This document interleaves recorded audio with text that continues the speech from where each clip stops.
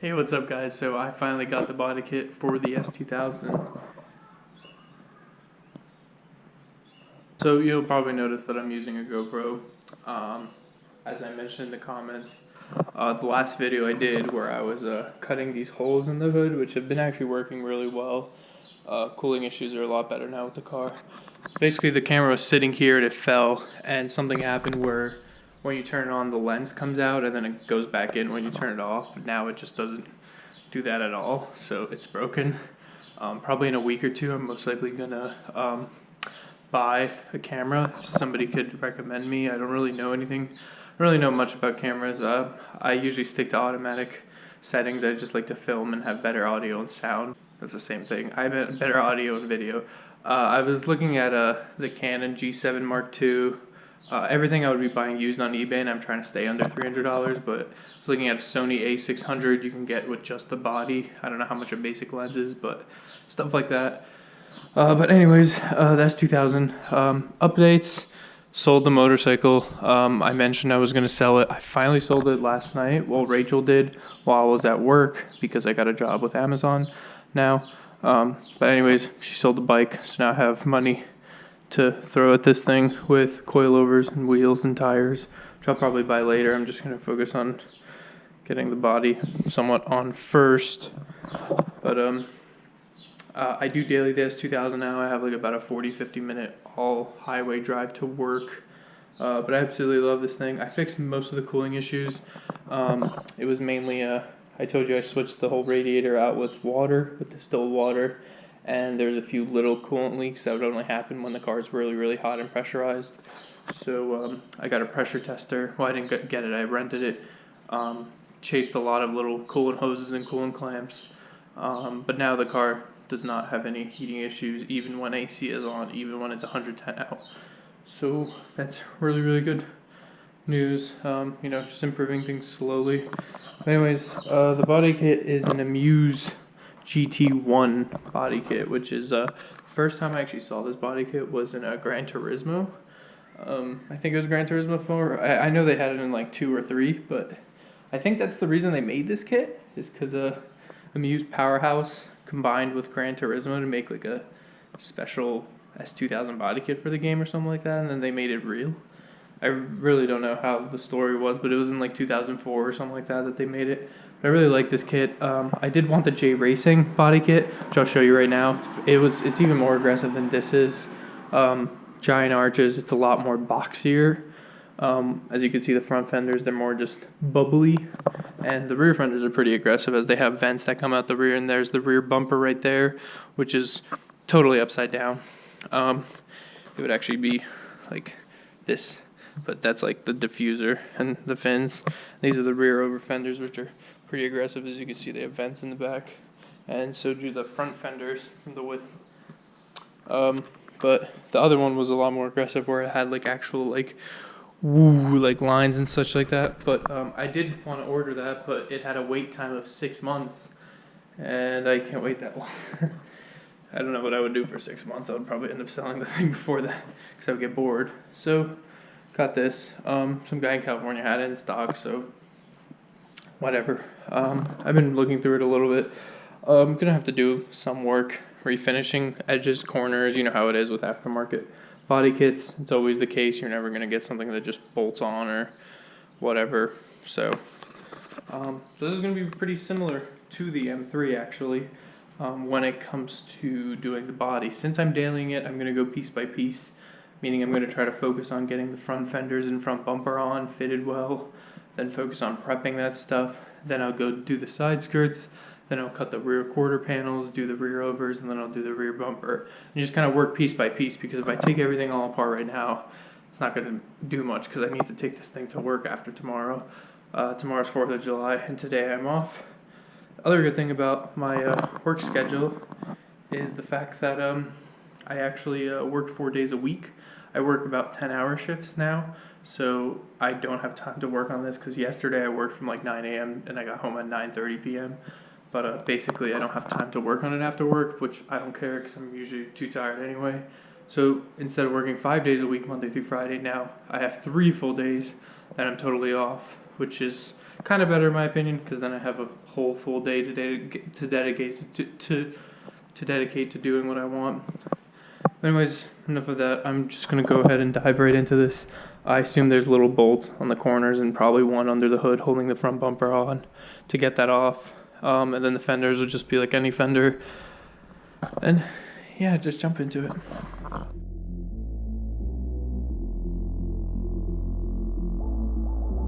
When the night is over,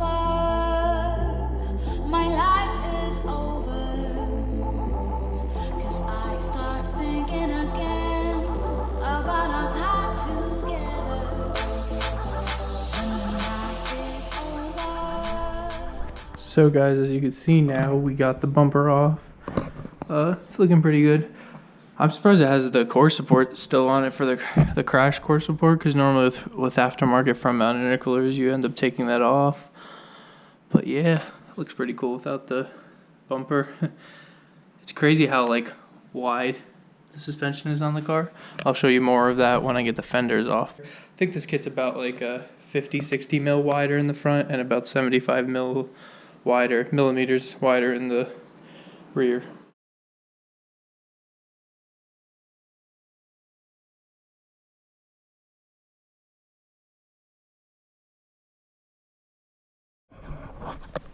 This is what I was talking about when I say this thing seriously looks like an open wheel car, because it's like weird, because normally cars frames are straight and that's it, but this front end is just that's why you can run one-piece wheels on wide bodies, is because it's so far out. The offset to make it flush with the OEM fender is something like plus 45, which if you know, plus 45 is like the offset of every stock car, and they need like plus 30, plus 25 to be flush. Like Rachel's car I think is plus 35, 9.5 but plus 35 to be flush. You can see the E-back lowering springs, although like I said I'm going to be switching to coilovers anyway. But yeah, pretty cool stuff. I'm going to go mock up the passenger side fender now with the bumper, see how it goes. Although I know I'm still gonna have to do some work, and then obviously they leave the holes undrilled, so you have to drill out the holes to mount it to the fender behind the door on the bottom. Although it doesn't even go to the bottom because it gets cut off right there, because if you know on the Amuse kit there's like side skirts, as you can see it's all flat, that comes to here, and then there's like little two fins like that go across it.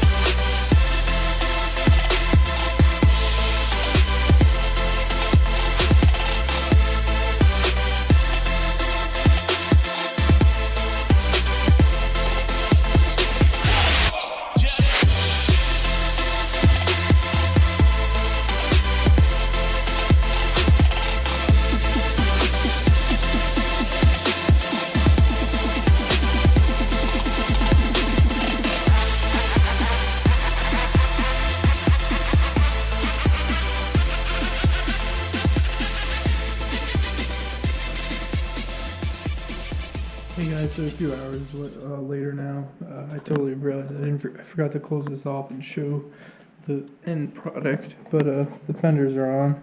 Not sure how well you can see that, but yeah, they're pretty neat.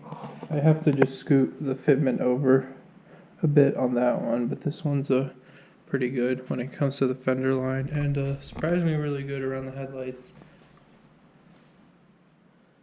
The bumper, well, I have to trim some things. I have to trim up here, and I have to fully trim this piece because there's supposed to be a little U shape, kind of like there. But other than that, I realized it didn't come with the splitter, just kind of will go from one end to the other and stick out like a few inches as well.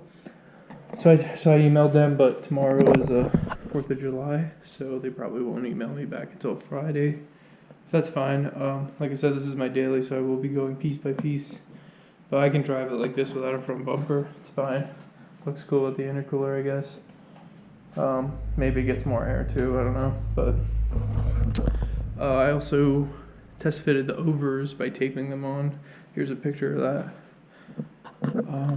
But yeah, it's gonna look pretty cool. I like how it looks from here. The vent, obviously I'm gonna paint the mesh black, and then there's the side skirt's almost gonna be like a board, and then there's like two separate vent pieces that come out of there. But now I'm on the hunt for wheels. I have used coilovers, Buddy Club, that are being shipped for like $500 from Cali, Friday most likely. So I'll have that next week sometime. And then I'm just trying to get wheels. I've been trying to get like Graham lights from Ray's. They're pretty light. Or like Wet Sport TC 105s, but I want like a one-piece JDM wheel that's like kind of track looking, not really like a three-piece show wheel, if that makes sense. But I might as well still say the plans with this car. I'm just kind of doing stuff as I go with what I like. I am gonna get a hardtop for it, probably a Mugen one. I did want to get what is it called, the spoon one, but then I realized it might not look that good because I saw a spoon one in person, and from different angles I have different opinions on it. And also apparently you can't open the trunk. I found this out. You actually have to make a hinge mechanism that bolts to the second piece to open with the trunk, and I know I'm not going to do that. So yeah, but it's also going to have a wing. Interior wise, eventually I'll get Recaros or Brides or something in there just because it will make me sit lower too, especially me being tall. I want to upgrade from that eBay steering wheel. That's really it. Probably just a half cage behind me, just because that'll be the only requirement to get this on a track, because it's a convertible and you need a half cage behind you. But definitely not doing a full cage, definitely not deleting anything. My AC half works right now, but it's super clear which is the line that leaks because there's green coming out of it. So I'll fix that soon. But I want a car with like AC, radio, heat, like full interior, just because I miss having it. I want to be able to drive it. I don't know how much I'll be daily driving this. You know, in a few months and half a year, maybe I'll buy it daily. But it's just nice to enjoy it again. But tracking it, I'll try to track it. But, you know, every time I say that about a car, I don't end up tracking it.